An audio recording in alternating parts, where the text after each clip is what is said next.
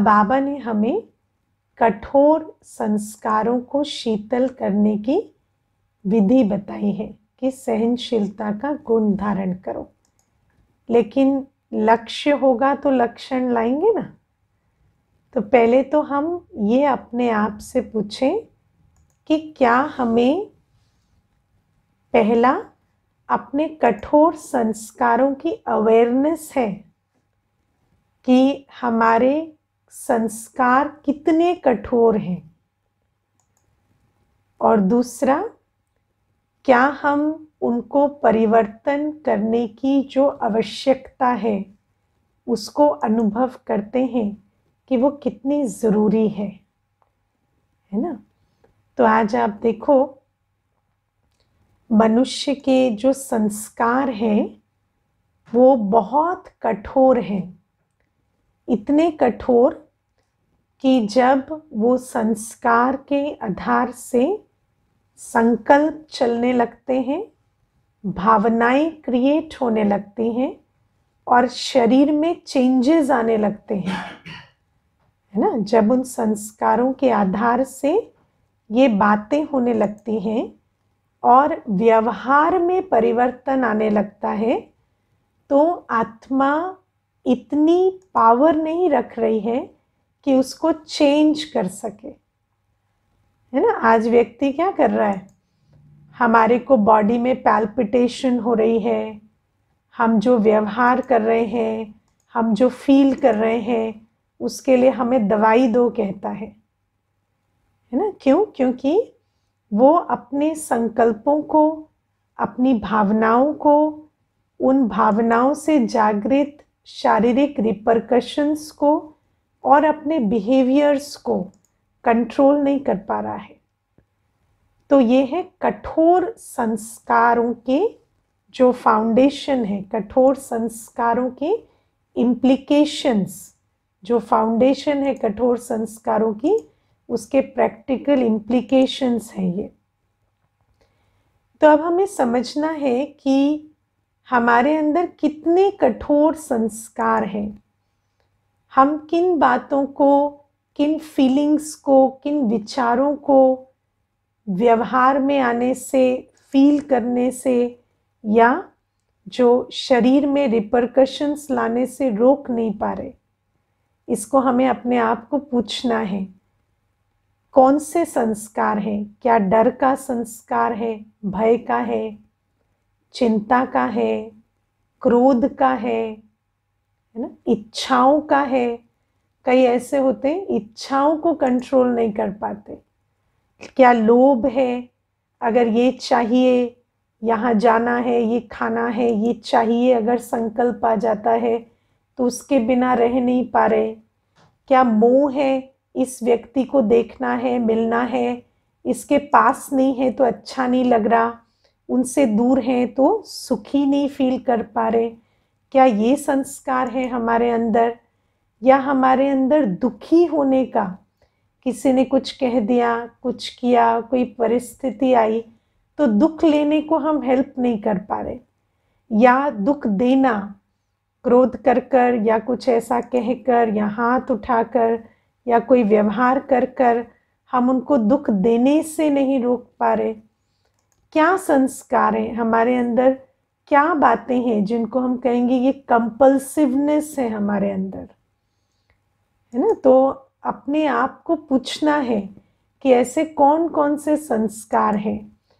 और हम वैसे तो हम सभी कहते हैं कि हम अप्राप्ति के युग में हैं, लेकिन ब्राह्मण काफ़ी प्राप्ति में हैं, है ना। और बाबा ने भी हमें उसका कारण बताया अभी परसों की मुरली में कि ये जो जन्म है इससे पहले वाला तो अजामिल जैसा होगा, लेकिन ये जो जन्म है इसमें क्योंकि हमें फिर देवता बनना है तो कायदे अनुसार अच्छा जन्म मिला हुआ है। ये बाबा ने हमें परसों की वाणी में क्लियर किया था।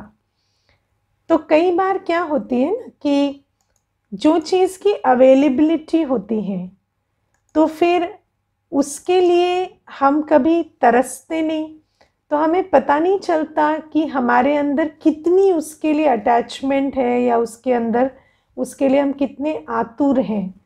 तो मानो हमारी मोह की या काम की या क्रोध की या लोभ की पूर्ति हो जाती है ना, तो फिर हमें कभी कभी पता नहीं चल रहा कि हमारे अंदर इतनी उसको लेकर कंपल्सिवनेस है, या भय जो है वो लगे ऐसे माहौल में नहीं रहते, सुरक्षा के ऊपरी इंतज़ाम बहुत हैं, तो पता नहीं चल रहा कि भय का संस्कार कितना है, या जो आस-पास वाले हैं वो बहुत अप्रिशिएट करते हैं तो कोई हमें पीछे खींचता नहीं है, तो हमारे अंदर कितना जेलसी का संस्कार है या कंपटीशन का है, पता ही नहीं चल रहा। तो कई बार ऐसा भी होता है कि अनुकूल परिस्थितियों के बीच हमारे जो संस्कार हैं उनको चैलेंज नहीं आ रहा है, तो इस कारण से हमें अवेयरनेस नहीं है। लेकिन बाबा हमें कहते हैं, अभी तो बाबा ने कल गीत सुनाया था ना, मुखड़ा देख ले प्राणी दर्पण में, तो बाबा कहते हैं चलो तुम्हें अब जीवन के दर्पण में नहीं, दिल के दर्पण में भी मुखड़ा देखना आ गया है। ज़रूरी नहीं कि बाहर की परिस्थितियों से ही पता चले, लेकिन हमें भी ये जो ज्ञान हम सुनते हैं बाबा से रोज़, तो अपनी दिल में झांक कर देखते हैं तो पता तो चल रहा है ना कि हमारे अंदर क्या क्या संस्कार हैं। भले ही सामने वाले को पता नहीं चल रहा, भले ही हम उन संस्कारों के कारण कहीं फंस नहीं रहे, लेकिन मैक्सिमम बच्चों को ये मालूम पड़ रहा है जो भी अच्छे पुरुषार्थी हैं। तो बाबा हमें कहते हैं पहले तो अपने संस्कारों को पहचानो कि कितने सारे कड़े संस्कार हैं जिनके ऊपर हम रेगुलेशन नहीं लगा पा रहे हैं। वो संकल्पों में, भावनाओं में, शरीर के चेंजेस में, व्यवहार में एक्सप्रेस हो रहे हैं, और अगर वो ट्रिगर हो चुके हैं तो हम उनको रोक नहीं पा रहे, है ना। भय लग रहा है तो लग रहा है, उसको हम रोक नहीं पा रहे। तो ऐसे कौन से कड़े संस्कार, इनको कहें कड़े संस्कार। ओके, तो इसको पहले आइडेंटिफाई करना है। अगर जीवन के दर्पण में नहीं भी दिख रहे हैं तो दिल दर्पण में झांक के देखो, श्रीमत के दर्पण में देखो, है ना। बाबा जब कहता है कि तुम्हारी लाइफस्टाइल ये होनी चाहिए, तुम्हारी सेवा ऐसी होनी चाहिए, तुम्हारा याद ऐसी होनी चाहिए, तो हम श्रीमत के पालन में जब चैलेंजेस आते हैं तो देख नहीं पा रहे हैं क्या कि क्या बातें हैं जो हमें रोक रही हैं। हमारे अंदर इरेगुलरिटी, इनडिसिप्लिन का संस्कार है या कौन से और संस्कार हैं। अब बाबा हमें कहते, पहली है आइडेंटिफिकेशन, दूसरी बात है ये संस्कार हमें कितनी प्रॉब्लम क्रिएट करने वाले हैं, इनको बदलने की कितनी आवश्यकता है उसको भी समझना है। क्योंकि बाबा हमें कहते हैं, बाबा ने कल की मुरली में बताया या परसों की था मुझे याद नहीं, कि फैमिन होगी, है ना, और फैमिन ऐसी होगी कि अनाज नहीं मिलेगा।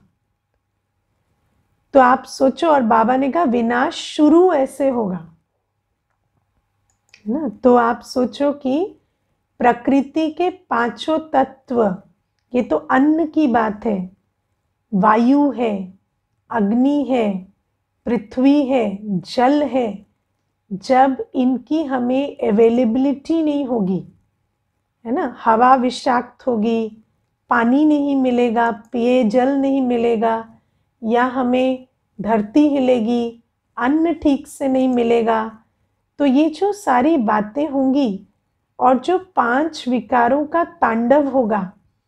आज आप देखो, हर आत्मा जो सेडेटिव्स लेके अपने विकारों को शांत कर रही है ना, ये जो टीवी देखना, सुनना, खाना पीना, है ना, और दवाइयाँ और बहुत कुछ लेकर शांत कर रहे हैं, जब वो सब नहीं मिलेंगे तो 5 विकारों का कितना तांडव होगा। कोविड में, है ना, जो व्यक्ति ये नहीं समझते थे कि हम शराबी हैं, है ना, उनको भी पता चला कि व्यसन ना मिलने से डोमेस्टिक वायलेंस हो रहे हैं, ना। तो कितनी हमारे अंदर वो जो इंटेंसिटी है एडिक्शन की, वो धीरे धीरे रिवील होगी। वो कोई भी एडिक्शन हो सकता है। आदतें, किन किन चीज़ों की आदतें हैं जो पूर्ण नहीं होंगी तो 5 विकारों का तांडव देखेंगे। तो बाबा हमें कहते हैं कि ये जो आगे आगे परिस्थितियों का प्रेशर बढ़ेगा, तो जब प्रेशर बढ़ता है ना, तो हम बुद्धि से नहीं, संस्कार से फंक्शन करते हैं। आप इस बात को समझते हैं? हम नॉर्मल सर्कमस्टेंसेस में बुद्धि से फंक्शन करते हैं, लेकिन जब प्रेशर बढ़ता है तो हम संस्कारों से फंक्शन करते हैं, है ना। आप देखना, वैसे व्यक्ति बड़ी अच्छी अंग्रेजी बोलेगा, बड़ा पर्सनालिटी मेंटेन करेगा, जैसे ही उस पर बहुत प्रेशर बढ़ेगा ना, आ जाएगा अपनी लोकल लैंग्वेज पे, है ना। और वो बोलेगा जो उसका संस्कार है ना। तो बाबा हमें कहते हैं, है ना, दुनिया में कहते हैं हंग्री, एंग्री, लोनली, टायर्ड। बहुत भूख लगी है, बहुत क्रोध आता है, बहुत अकेलापन अगर सताता है, और बहुत थकान हो गई है शारीरिक, ये भी कुछ फॉर्म्स ऑफ प्रेशर है। तो दुनिया में कहते हैं इस समय पर संस्कार दिखाई देने लगते हैं, इमर्ज हो जाते हैं, है ना। तो ऐसे ही बाबा हमें बताते हैं कि धीरे धीरे अब वो समय आ रहा है जब परिस्थितियों का प्रेशर बहुत बढ़ेगा, और जो वायुमंडल से, वस्तु, व्यक्ति, वैभव से हमें सपोर्ट मिल रहा है ना, वो सपोर्ट सारा हिलने लगेगा।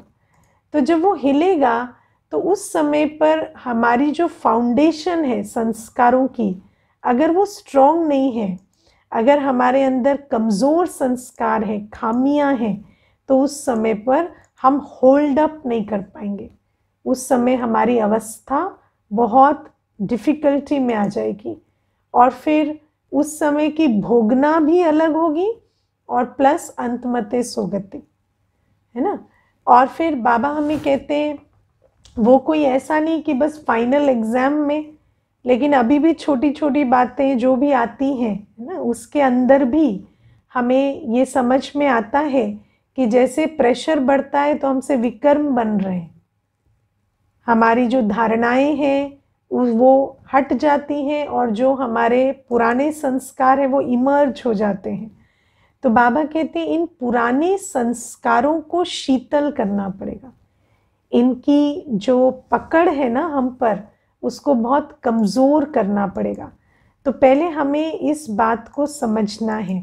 मैंने पहले भी ये बात सुनाई है कि एक तो परिस्थितियों का प्रेशर, फिर प्रकृति का प्रेशर। जैसे आप देखो, शरीर में कोई रोग आ जाता है, या ब्रेन कम फंक्शन करता है ना, ब्रेन में, शरीर में कोई प्रॉब्लम आ जाती है, तो हमारे सारे संस्कार इमर्ज होने लगते हैं।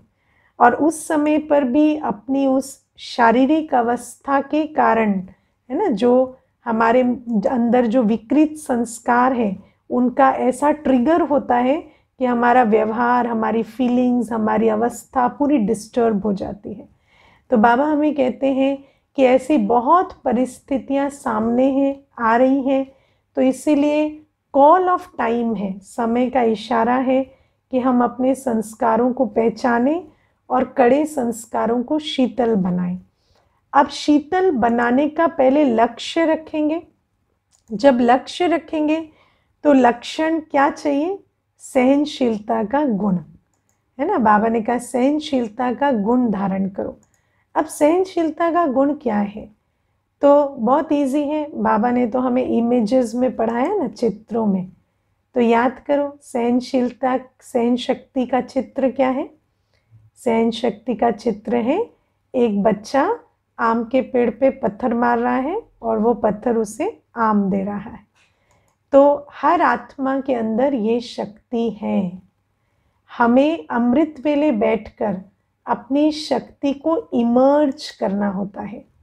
अपने आप को अमृत वेले शक्तिशाली स्थिति में स्थित करो कि मुझ आत्मा के अंदर इतनी शक्ति है कि सारे दिन में परिस्थितियों के बीच, बातें सुनते, सीन्स देखते, व्यवहार के बीच, मैं आत्मा अपनी सतोगुणी अवस्था से नॉलेजफुल स्टेट से रिस्पॉन्ड कर सकूं, मैं आम दे सकूं, है ना। तो ये हमें इमर्ज करना पड़े, प्रैक्टिस करनी पड़े। और फिर क्या होगा, जब सारे दिन में जो परिस्थितियां आती हैं उनके बीच जब हम उन पत्थर को लेते हुए आम दे सकेंगे, है ना, क्योंकि हमने तैयारी की है, तो धीरे धीरे वो जो अंदर पत्थर है ना वो खत्म होते जाएंगे, क्योंकि if you don't use it you lose it. तो जो भी हमारे अंदर जो कड़े संस्कार हैं, जब हम उन्हें एक्सप्रेस नहीं होने देंगे और अपने गुणों को, शक्तियों को इमर्ज करके रखेंगे, तो वो जो कड़े संस्कार हैं वो धीरे धीरे मर्ज हो जाएंगे, विलीन हो जाएंगे। और फिर अंत में जब प्रेशर बढ़ेगा ना, तो क्योंकि वो संस्कार है ही नहीं, खत्म हो चुका है, तो कितना भी प्रेशर हो बाहर, आपका वो संस्कार इमर्ज नहीं होगा। समझ आई बात, है ना। तो ये है आज का स्लोगन। दूसरी बहुत इम्पोर्टेंट बात जो बाबा हमें आज बताते हैं वो ये कि सवेरे सवेरे उठकर तुम्हें अभ्यास करना है कि मुझे अब वापस जाना है, मैं आत्मा हूँ, मुझे वापस जाना है। और बाबा हमें बताते हैं कि इस अभ्यास को करने से तुम्हारा देह भान टूटता जाएगा और बाबा की याद तुम्हें पक्की होती जाएगी। अब मैं आपको कल की एक बात बताती हूँ। एक माता मुझे बता रही थी कि घर में कुछ परिस्थितियाँ आई, है ना, उन परिस्थितियों के अंदर उनको थोड़ा स्ट्रिक्ट एक्शन लेना पड़ा ना, क्योंकि अधिकार की बात थी और ऐसे, तो थोड़ा स्ट्रिक्ट एक्शन लेना पड़ा। फिर आत्मा को क्या है कि जब कोई बात स्ट्रिक्ट एक्शन लेने की आती है तो कभी कभी उसको थोड़ा, है ना, उत्तेजना हो जाती है ना, कि अब ये बोलना भी पड़ा, करना भी पड़ा, और फिर वो आदत नहीं है, वो संस्कार नहीं है, तो थोड़ी अंदर से डिस्टर्ब हो गई।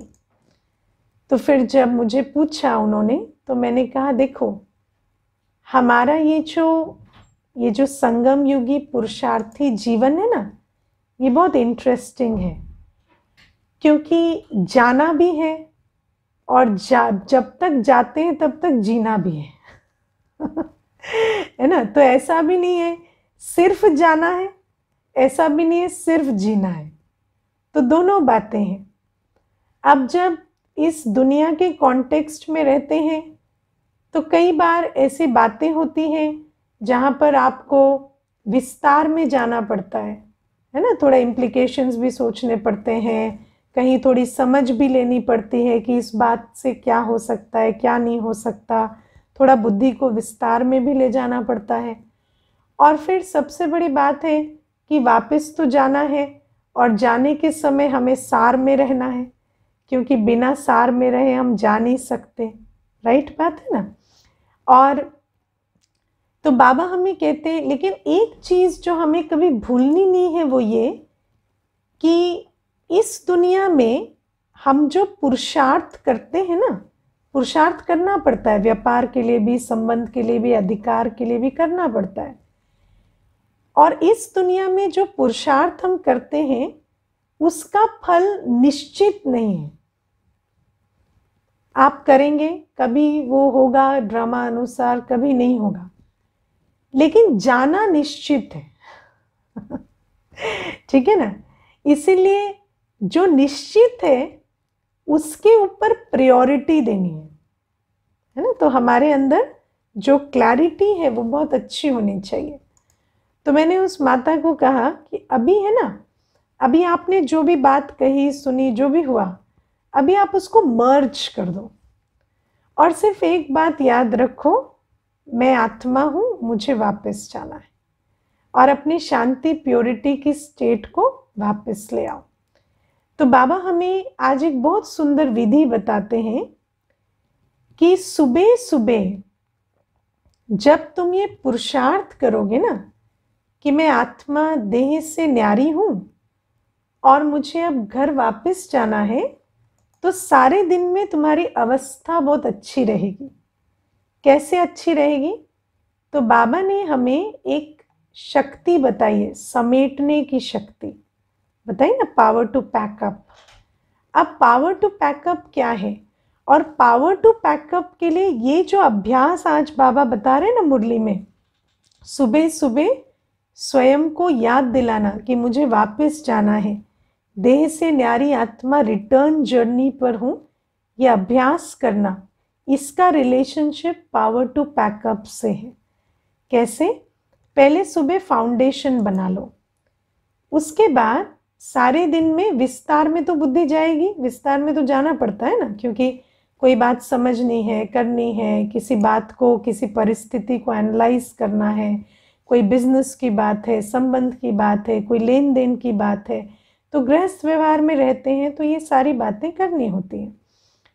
जब आप वो सारी बातें कर रहे हैं, आपकी बुद्धि विस्तार में जा रही है, लेकिन जो बाबा ने हमें श्रीमत दी है, हर घंटे 1 मिनट ट्रैफिक कंट्रोल, तो भले ही जितनी भी विस्तार में हमारी बुद्धि गई है, पर 1 मिनट में जब ट्रैफिक कंट्रोल का टाइम हुआ, हम अपनी बुद्धि को वहां ले आए सेंटर में।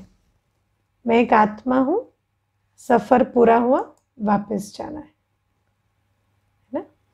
और उन जो सारी विस्तार की बातें हैं ना, उससे अपने आप को डिटैच कर दे।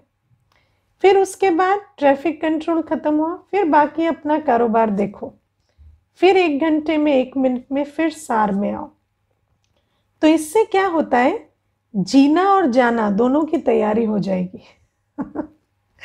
और फिर दिन के अंत में भी आप जब बैठेंगे रात को बाबा के साथ, तो आपकी बुद्धि बिल्कुल सार स्वरूप में होगी, कोई उलझन नहीं होगी, कोई विस्तार नहीं होगा, आपको कोई अपनी बुद्धि को फुल स्टॉप लगाने में टाइम नहीं लगेगा। और बाबा हमें कहते हैं कि अगर हम ये अभ्यास नहीं करेंगे, और एक चीज है, अगर आप अमृत वेले का फाउंडेशन नहीं डालेंगे, तो आप दिन भर सार में जाने का कंस्ट्रक्शन उसके ऊपर नहीं कर सकते, क्योंकि दिन भर सार की अवस्था बनाने के लिए अमृत वेले का फाउंडेशन जरूरी है। अगर वो नहीं है तो आप सोचेंगे ट्रैफिक कंट्रोल में कि मैं फुल स्टॉप में आ जाऊं, पर आ नहीं सकेंगे। और फिर बाबा हमें कहते हैं, अगर ये नहीं किया तो आप देख ही रहे हो, बुद्धि एक बात से दूसरी बात, दूसरी तीसरी चौथी करते करते कितनी विस्तार में चली जाती है, और सुख चैन सारा उड़ जाता है। तो ये एक बाबा ने बहुत बड़ी श्रीमत हम बच्चों को दी है। और एक बात जो आज मैं मुरली की लेना चाहती हूँ, वो ये कि बाबा हमें आज कहते हैं, मैं एक ही तुम्हें स्पिरिचुअल नॉलेज देता हूँ, बाकी सब फिलॉसफी है ना। मैंने फिलॉसफी का अर्थ डिक्शनरी में चेक किया, तो फिलॉसफी का अर्थ डिक्शनरी में यही है कि जीवन जीने को, या आपको कैसे चलना है कार्य व्यवहार में, उसकी कला फिलॉसफी है ना। तो बाबा ने कहा शास्त्रों में, वेदों में तुम्हें फिलॉसफी समझाई गई, तो वहाँ क्या सिखाया गया है ना, जीवन में कैसे चलो, क्या करो क्या नहीं करो, तुम राजा हो तो क्या करो, स्त्री हो तो क्या करो, पुरुष हो तो क्या करो, है ना। कर्तव्य का बोध वो सिखाया गया, जीवन को बेहतर, समाज को बेहतर कैसे बनाएं वो बताया गया। लेकिन बाबा हमें स्पिरिचुअल नॉलेज सिखाते हैं। बाबा हमें ये नहीं बताते क्या करो क्या नहीं करो, बाबा हमें ये बताते हैं कि हर कर्म करने वाली जो शक्ति हो, तुम आत्मा है ना। तो जैसी आत्मा की स्थिति होगी वैसा ही कर्म होगा। इसीलिए बाबा ने हमें बताया है कि जब सतयुग त्रेता युग होता है तो होता ही अकर्म है। वहां कोई किसी को ये नहीं बताता ये करो ये मत करो, वहां कोई किताबों के आधार से नहीं चलते, लेकिन क्योंकि आत्मा पवित्र है तो हर कर्म श्रेष्ठ ही होता है। आज बाबा ने कहा ना, भ्रष्टाचार होता ही नहीं। भ्रष्टाचार करने की जो उत्तेजना है वो होती ही नहीं। क्यों? क्योंकि आत्मा पवित्र है।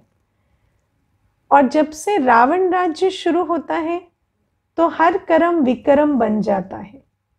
आजकल आप देखो, कितने भी नियम बना लो, कानून बना लो, लेकिन उन कानून को तोड़कर भ्रष्टाचार कैसे करना है, वह आत्मा रास्ता निकाल ही लेती है। अच्छे से अच्छी मशीन, अच्छे से अच्छा यंत्र, अच्छे से अच्छा सामान, उसका दुरुपयोग कैसे करना है, अच्छी से अच्छी टेक्नोलॉजी को मिसयूज करके दुख देने वाली चीज़ें कैसे बनानी है, ये आत्मा निकाल लेती है। क्यों? क्योंकि आत्मा को ये सिखाने से कि ये करो ये मत करो, वो अपने जो विकारों से छूट नहीं सकती, है ना। तो आत्मा की क्वालिटी जब विकारी हो जाती है तो आत्मा हर चीज़ में भ्रष्टाचार करना शुरू कर देती है। इसीलिए बाबा कहते हैं, मैं तुम्हें ये नहीं कहता ये करो ये मत करो, मैं तुम्हें आत्मिक स्थिति को परिवर्तन करने का, पतित से पवित्र बनाने का ज्ञान देता हूँ, योग सिखाता हूँ। और दुनिया में स्पिरिचुअल नॉलेज और कोई नहीं है। आत्मा अपने बाप को पहचाने, उससे योग लगाकर पतित से पवित्र बने, शक्तिशाली बने, ऐसी दुनिया में और कोई विधि नहीं है। है कोई विधि? दुनिया में और कोई ये बात हमें नहीं सिखाता। इसीलिए बाबा कहते हैं स्पिरिचुअल मतलब स्पिरिट का, आत्मा का ज्ञान, आत्मा की याद, आत्मा का परिवर्तन, आत्मा की पतित से पवित्र अवस्था, वो बनाने वाला, वो सिखाने वाला मैं ही हूँ। और बाबा हमें ये सिखाते हैं कि कर्म जो है वो आत्मा की स्थिति का प्रतिफल है। अगर आत्मा की स्थिति पतित है तो कर्म पवित्र नहीं हो सकते।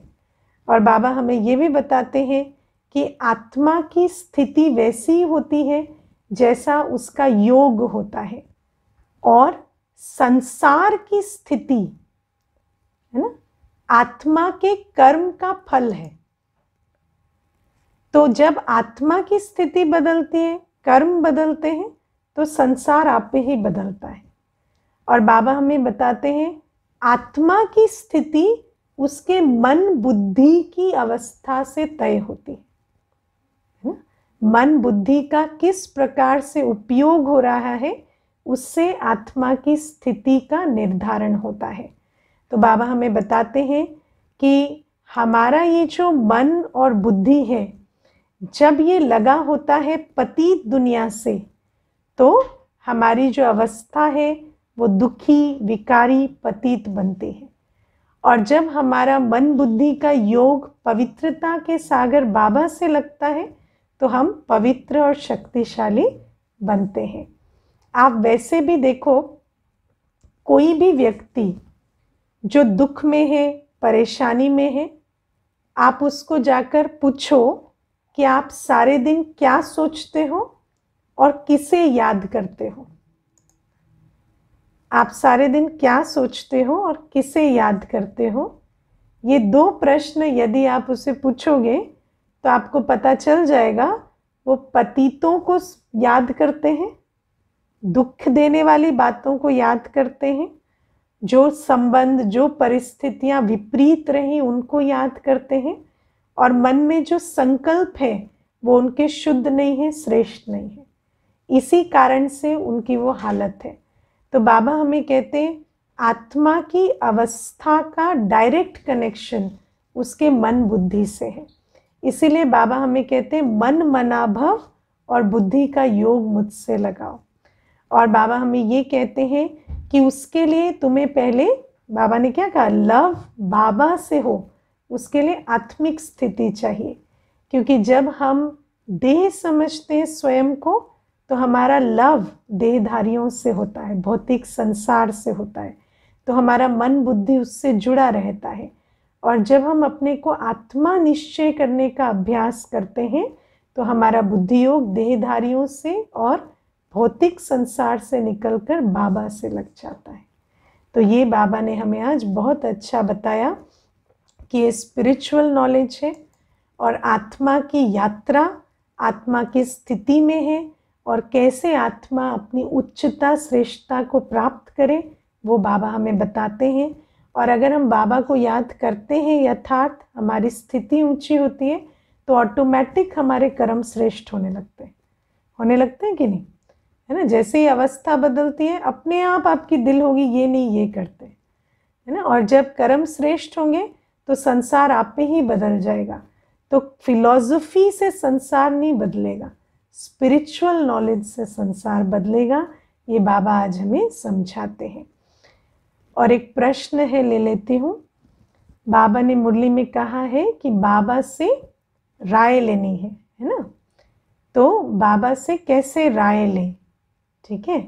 तो बाबा से राय लेना मतलब जो आपको निमित्त इंस्ट्रूमेंट मिले हैं, आपके केस में मैं, आपको जो भी राय लेनी है आप मुझे पूछेंगे और मुझे अगर अपने अनुभव से समझ आएगा, श्रीमत मुझे जितनी पता है वो पता होगी तो हम आपको बताएंगे, नहीं होगा तो हम बाबा की याद में बैठकर पूछ कर बताएंगे है ना। लेकिन वो जो राय है वो आपको निमित्त के द्वारा मिलेगी। तो ये बात है।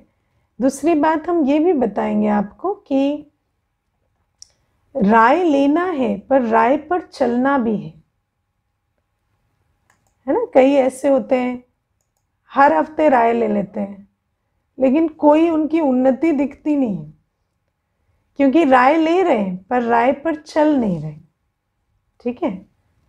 तीसरी बात है, राय लेने के लिए पोतामेल देना पड़ेगा। आप ऐसा नहीं मुझे आधा सच बताएंगे और कहेंगे इतने लिमिटेड इंफॉर्मेशन में ही दीदी मुझे राय दो। आपको अपनी पूरी जीवन मुझे स्पष्ट बतानी पड़ेगी, क्योंकि जितना आप मुझे बताते हैं उसमें जो नहीं बताते हैं प्रॉब्लम वहां पर है तो हम उसका सल्यूशन कैसे देंगे, है ना। बाबा को भी हम क्या बताएंगे, तो ये भी समझना है। तो राय लेने की जो पूरी विधि है उसको समझना है। राय के लिए पूरा पोतामेल देना पड़ेगा। राय के लिए आपको राय लेते हैं तो राय पर चलना है। और सबसे इम्पोर्टेंट बात कि जब हम बाबा से राय लेते हैं तो हमारे अंदर इतनी ऑनेस्टी होनी चाहिए कि हम परिवर्तन होना चाहते हैं ना। कई बार हम चाहते हैं कि हम अपनी कमजोरी में चलते रहें और बाबा को बता दिया है तो वैलिडेशन मिल गई ना। लेकिन वो जो कन्फेशन करते हैं ना क्रिश्चियनिटी में, वो कन्फेशन नहीं है ये कि किया और फिर वैलिडेशन मिल गई कि आपने कन्फेशन कर लिया है और फिर पुरानी चलन वैसी की वैसी, वैसा नहीं। राय लेते हैं तो पहले इंटेंशन हो चेंज का, दृढ़ निश्चय हो कि मुझे बदलना है। दूसरा जो बताया जाए वो करें। तीसरा पूरा पोतामेल देंगे तब राय मिलेगी, ठीक है। तो ये सारी बातें समझकर और फिर आप टाइम ले सकते हैं, बात कर सकते हैं, बता सकते हैं व्हाट्सएप पे, हम आपको रिवर्ट भी करेंगे, है ना। मैं आपको बताऊं, कई ऐसे होते हैं प्रश्न लिख के भेजेंगे, ठीक है। फिर हम उस पर 4 प्रश्न उनको पूछेंगे, है ना। आप क्या करते हैं, कहाँ रहते हैं, तो क्या लिखते हैं पता है, how is this related to my question, है ना। तो आप इतने ज्ञानी हैं कि आपको ये पता है what is related to your question, so why don't you know the answer, ठीक है। तो ये मैं आपको प्रैक्टिकल बातें बताती हूँ जो रोज हो रही है तो हर चीज को समझो कि हमें नहीं पता चल रहा हम कहाँ गलती कर रहे हैं, और जहाँ विकारों को छोड़ने की बात आती है वहां पर हम कहें कि वो हम छोड़ नहीं सकते, तो वो आप छोड़ नहीं सकते तो दुख से छूट नहीं सकते, है ना। क्योंकि हम कोई नई बात नहीं बताएंगे, वही बताएंगे जो बाबा कहता है मुरली में। तो जो बातें बाबा मुरली में कहता है उससे हमें समझ जाना है कि जहाँ विकार है, मैंपन है, मेरापन है, इच्छाएं हैं, वहाँ दुख जरूर होगा। तो अगर दुख से सुख में जाना है तो फिर वो राय माननी पड़ेगी, वो विधि अपनानी पड़ेगी जिनसे ये बातें परिवर्तन होती है।